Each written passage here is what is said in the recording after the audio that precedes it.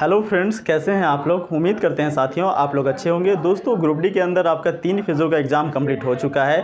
3 फेज़ों के अंदर total 12 zone का शेड्यूल हो चुका है साथियों। 4 जोन का एग्ज़ाम शेड्यूल होना बाकी है, जिसमें से 3 जोन का एग्ज़ाम शेड्यूल जो है वो 4th फेज़ के अंदर यहाँ पे किया गया है। 4th फेज़ का आपका एग्ज़ाम साथियों 19 सितंबर से लेकर के 8 अक्टूबर के बीच में चलने वाला है। और दोस्तों इस वीडियो के माध्यम से जानने वाले हैं कि कौन से ऐसे टॉपिक 4th फेज़ और 5th फेज़ जिसमें हुबली जोन का है, इन कौन से टॉपिक्स को ऐसे पढ़ने चाहिए दोस्तों जहां से आपके बार बार क्वेश्चंस रिपीट हो रहे हैं। और फ्रेंड्स ये ऐसे टॉपिक है जो आप पढ़ लेते हैं तो डेफिनेटली आपका चयन होने से कोई भी नहीं रोक सकता। तो चलिए दोस्तों वीडियो को स्टार्ट करते हैं और देखते हैं महत्वपूर्ण टॉपिक। सबसे पहले बात करते हैं साथियों साइंस के अंदर से, ठीक है। देखिए साइंस के अंदर से आपका जो पहला टॉपिक है वो रासायनिक अभिक्रिया है। रासायनिक अभिक्रिया के जितने टाइप से साथियों वो पढ़ लेना है, जैसे कि संयोजन अभिक्रिया हो गया, वियोजन अभिक्रिया हो गया, विस्थापन, द्विविस्थापन, उसके बाद आपका रेडॉक्स रिएक्शन हो गया। इन सभी अभिक्रियाओं को आप एक बार देख करके जाएं। उसके बाद साथियों अम्ल, क्षार और लवण हो जाता है। अम्ल, क्षार और लवण के अंदर आपको पूरा का पूरा लवण फैमिली के अंदर पढ़ लेना है दोस्तों। जैसे आपका पेरिस और प्लास्टर हो गया, जिप्सम हो गया, इन सभी का सूत्र आपको एक बार देख करके चले जाना है। साथियों बात करते हैं धातु और अधातु से। धातु और अधातु से मेनली फ्रेंड्स धातु और अधातु के प्रॉपर्टीज़ से प्रश्न पूछे जा रहे हैं, दोनों के गुणधर्म से प्रश्न पूछे जा रहे हैं, तो इन्हें आप कंप्लीट करके जरूर जाएं दोस्तों। उसके बाद आपका जो कार्बन चैप्टर है साथियों, उसमें से एल्केन हो गया, एल्कीन हो गया, एल्काइन हो गया, ये तीनों का फॉर्मूला याद कर लें।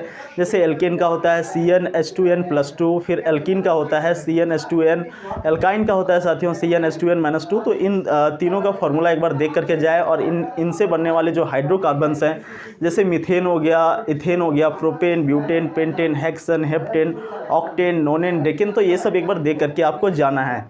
साथियों बात करते हैं आवर्त सारणी की। देखिए आवर्त सारणी एक हॉट टॉपिक चल रहा है दोस्तों। यहाँ से डेफिनेटली प्रत्येक दिन आपका कुछ ना कुछ प्रश्न पूछे जा रहे हैं। तो आप जो चारों पीरियोडिक टेबल है, जैसे न्यूजीलैंड का पीरियोडिक टेबल हो गया, उसके बाद मेंडलीव का पीरियोडिक टेबल हो गया, आधुनिक आवर्त सारणी जो कि मूसली के द्वारा बनाया गया है, और साथ में न्यूलैंड्स का पीरियोडिक टेबल, तो इन चारों जनों का आपको पीरियोडिक टेबल एक बार देख करके जाना है। उसके बाद साथियों प्रकाश चैप्टर आता है। प्रकाश चैप्टर की बात करें तो यहाँ से आपको लेंस फार्मूला हो गया, दर्पण फार्मूला हो गया, ठीक है, ये सारे फार्मूला को और अपवर्तनांक दे करके जरूर जाए दोस्तों। साथ में आपको उत्तल दर्पण और उसके बाद अवतल दर्पण के उपयोग को देख लेना है। और साथ में जो उत्तल लेंस, अवतल लेंस साथियों, इनका आपको जैसे कहाँ पे ऑब्जेक्ट को रखते हैं तो कहाँ पे उसका इमेज बनता है, ये चीज़ को आपको देख करके जाना है, ठीक है। टोटल 16 इमेज बनते हैं दोस्तों, तो 16 इमेज को आपको एक बार स्टडी कर लेना है। उसके बाद साथियों आ जाता है आपका विद्युत चैप्टर। देखिए विद्युत चैप्टर से मेनली न्यूमेरिकल्स के प्रश्न पूछे जा रहे हैं। तो इसमें से आप P = VI हो गया, H = I² RT हो गया, इन सभी के आधार पे न्यूमेरिकल जो बनते हैं दोस्तों, इसको एक बार कवर कर लें, ठीक है। उसके बाद साथियों देखिए ये जो विद्युत धारा का चुंबकीय प्रभाव है, मैग्नेटिज्म है, इससे प्रश्न पूछे जाते हैं। तो फ्लेमिंग के जो लॉ बाएं हाथ का नियम हो गया, दाएं हाथ का नियम हो गया, इसको आप एक बार देख के जाएं कि अंगूठा किस चीज़ को इंडिकेट करता है, आपका तर्जनी किस चीज़ को इंडिकेट करता है, आपका मध्यमा किस चीज़ को इंडिकेट करता है। उसके बाद दोस्तों बायोलॉजी के अंदर आपको मेनली जो है वो रिप्रोडक्शन पढ़ के जाना है, जनन चैप्टर को पढ़ के जाना है, जिसमें से ह्यूमन रिप्रोडक्शन हो गया और प्लांट के अंदर रिप्रोडक्शन हो गया। मतलब कि जंतु के अंदर जनन कैसे होता है और फिर आपका पेड़ पौधे के अंदर जनन कैसे होता है, इसे आप जरूर देख करके जाएँ। उसके बाद साथियों बात करते हैं जीके के पोर्शन से। तो जीके के पोर्शन से मेनली आपका पॉलिटी के अंदर से प्रश्न पूछे जा रहे हैं, जिसमें से आपको महत्वपूर्ण अनुच्छेद जो है, जो इंपॉर्टेंट आर्टिकल है साथियों, उसे आप जरूर देख करके जाएं। यहाँ से ये भी एक हॉट टॉपिक है जो कि डेफिनेटली यहाँ से रेगुलर आपका प्रश्न पूछे जा रहे हैं। उसके बाद आपका प्रमुख संविधान संशोधन आता है। तो जो भी इंपॉर्टेंट कॉन्स्टिट्यूशनल अमेंडमेंट हुए हैं साथियों, तो अमेंडमेंट भी आप एक बार देख करके जरूर जाएँ। अगला है भारत का भौतिक स्वरूप। देखिए भारत का भौतिक स्वरूप के अंदर आप भारत का पर्वत, पठार, इसे आप एक बार देख के जाएं। जैसे हिमालय के समानांतर कौन कौन से लाइनिंग है, ये सब एक बार देख लें। उसके बाद दोस्तों देखिए पंचवर्षीय योजना, इकोनॉमिक्स के अंदर से 5 ईयर प्लान्स, टोटल 12 पंचवर्षीय योजना है। तो 12 पंचवर्षीय योजना का आपको एक बार शुरू के कम से कम 3 पंचवर्षीय योजना का मॉडल देख लेना है। 12 पंचवर्षीय योजना कब से कब चला और इनके प्रमुख कौन कौन से उद्देश्य थे, ठीक है। तो साथ में उद्देश्य एक बार देख लेना है, एक बार मॉडल आपको दे करके जाना है दोस्तों, क्योंकि ये भी एक हॉट टॉपिक है और यहाँ से भी रेगुलर आपके क्वेश्चंस पूछे जा रहे हैं। उसके बाद दोस्तों देखिए हिस्ट्री के पोर्शन से आपको बौद्ध धर्म और जैन धर्म पढ़ के जाना है। बौद्ध धर्म के अंदर भगवान बुद्ध से संबंधित पूरा का पूरा जीवनी हो गया, और जैन धर्म भी आप एक बार देख करके जाएं साथियों। उसके बाद देखिए कांग्रेस का प्रमुख अधिवेशन, देखिए कांग्रेस का सारा अधिवेशन आपको नहीं पढ़ना है, शुरू के कुछ महत्वपूर्ण अधिवेशन पढ़ लेना है और लास्ट के कुछ प्रमुख अधिवेशन पढ़ लेना है, तो इसे भी एक बार देख करके जाएं दोस्तों। उसके बाद देखिए करंट अफेयर की पोर्शन से बात करें तो आपको मेनली जो है वो अभी मोदी गवर्नमेंट के अंदर जो अभी नवीनतम मंत्री परिषद है उसे आप एक बार के देख के जाएं कि भाई कौन कौन से मंत्री जो है वो कौन कौन से पद पे हैं। तो जनरली आपको कैबिनेट मंत्री देख के जाना है, जैसे राज्य मंत्री होता है, स्वतंत्र प्रभार वाले होते हैं, तो उनको आपको नहीं देखना है, सिंपली आपको जो है वो कैबिनेट मंत्रालय को देख करके जाना है, ठीक है। उसके बाद देखिए स्पोर्ट्स सेक्शन को आप एक बार देख लें दोस्तों। स्पोर्ट्स सेक्शन के अंदर भी आपको बहुत ज़्यादा डिटेल में नहीं जाना है, जो दिसंबर से लेकर के अभी अप्रैल मई के आसपास से जितने भी स्पोर्ट्स के अंदर घटनाएं घटित हुई है साथियों, उनको आप एक बार देख लें। देखिए ये आपका रहा जीके का पोर्शन, ठीक है। अब बात करते हैं मैथ का पोर्शन। देखिए साथियों मैथ के पोर्शन में एक ह्यूज अमाउंट ऑफ चैप्टर्स है, लेकिन सारे चैप्टर्स को आपको कवर नहीं करना है, क्योंकि आपके पास में लिमिटेड पीरियड ऑफ टाइम है। इन शॉर्ट पीरियड के भीतर कुछ डेफिनेट चैप्टर्स को पढ़ना है, जहां से डेफिनेटली प्रश्न आपसे पूछे जाते हैं। तो सबसे पहले देखिए टाइम एंड वर्क आपको पढ़ लेना है। ये ऐसा हॉट टॉपिक है साथियों, जहाँ से आपको 5 से 7 क्वेश्चन, अकेला एक ऐसा चैप्टर है दोस्तों जो आपको 5 से 7 प्रश्न सही करवा देगा। तो टाइम एंड वर्क एक बार आप देख लें। उसके बाद देखिए टाइम एंड डिस्टेंस।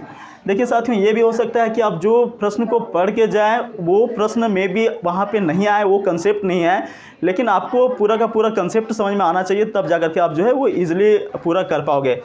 साथियों अगला है एसआई और सीआई, ठीक है, सिंपल इंटरेस्ट और कंपाउंड इंटरेस्ट। ये भी एक ऐसा लेटेस्ट हॉट टॉपिक है दोस्तों, जहां से प्रश्न आपका पूछा जाता ही है, तो इसे आप एक बार देख लें, सिंपल इंटरेस्ट को और कंपाउंड इंटरेस्ट को, ठीक है। प्रॉफिट लॉस को भी एक बार देख लें साथियों। उसके बाद देखिए यहाँ पे आपको एलसीएम एचसीएफ के भी कुछ प्रश्न यहाँ से पूछे जा रहे हैं, तो इसे भी आप एक बार ऊपर से देख लें। ट्रिगोनोमेट्री और हाइट एंड डिस्टेंस, देखिए दोस्तों दोनों जो चैप्टर्स है वो एक दूसरे के पूरक चैप्टर है, और ये 10th स्टैंडर्ड के अनुसार से पूछे जा रहे हैं। बहुत ज़्यादा यहाँ पे डिफ़िकल्ट क्वेश्चंस नहीं आ रहे हैं आपको। यहाँ से मेनली हाइट एंड डिस्टेंस के कुछ प्रश्न जो कि टेन थीटा के बेसिस पे बनता है, साइन थीटा के बेसिस पे बनता है, और साथ में ट्रिगोनोमेट्री के अंदर जो एंगल वाले प्रश्न होते हैं, जैसे साइन 0 का वैल्यू, 30 का वैल्यू, 45 का वैल्यू, 60 का वैल्यू और 90 का वैल्यू, जैसे साइन, कोस, टेन, कोसेक, सेक और कोट, ठीक है। ये 6 आपका जो ट्रिगोनोमेट्रिक रेशियोज़ है उसका 6 वैल्यू आपको याद रखना होगा दोस्तों, और ये सभी का वैल्यू आपको पुट करके क्वेश्चंस बनाने होते हैं, ठीक है। उसके बाद देखिए नंबर सिस्टम आपको एक बार देख लेना है, और मेंसुरेशन भी आपको देख करके जाना है। मेंसुरेशन के एक बार फॉर्मूले आपको देख लेना है, जैसे गोला का हो गया, सिलेंडर हो गया, बेलन हो गया, ठीक है। तो एक बार इसे भी आप देख लें। साथियों बात करते हैं रीजनिंग के अंदर, ठीक है। देखिए रीजनिंग के अंदर आपका जो है वो हॉट टॉपिक चल रहा है सीटिंग अरेंजमेंट।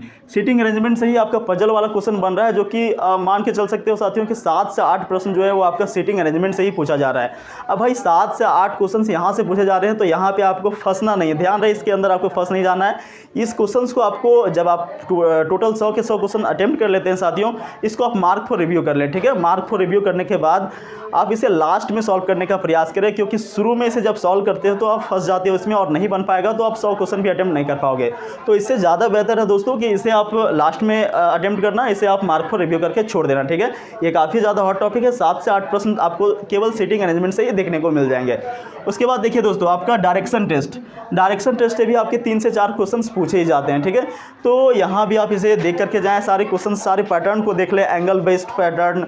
उसके बाद दोस्तों जैसे कोई व्यक्ति को दायां घुमाया जाता है, बायां घुमाया जाता है, तो इस प्रकार के पैटर्न को आप देख करके जाएं, ठीक है। उसके बाद देखिए सिलोलिज्म, ठीक है। सिलोलिज्म के भी आपके 2 से 3 प्रश्न पूछे जाएंगे, और इसी के अंदर फिर आपको देख लेना है कथन, निष्कर्ष और कथन और कारण, ठीक है। उसके बाद देखिए दोस्तों कोडिंग, डिकोडिंग और एनालॉजी, ये भी ऐसे चैप्टर्स है जहाँ से डेफिनेटली आपको क्वेश्चंस देखने को मिल ही जाएंगे। बाकी फ्रेंड्स ये एक लिमिटेड टॉपिक था जिसे आपको एक बार देख करके जाना है यहाँ पे। और कोई क्वेरी रह गया दोस्तों तो कमेंट सेक्शन में ज़रूर पूछें। मिलते हैं अगले वीडियो में, तब तक के लिए नमस्कार।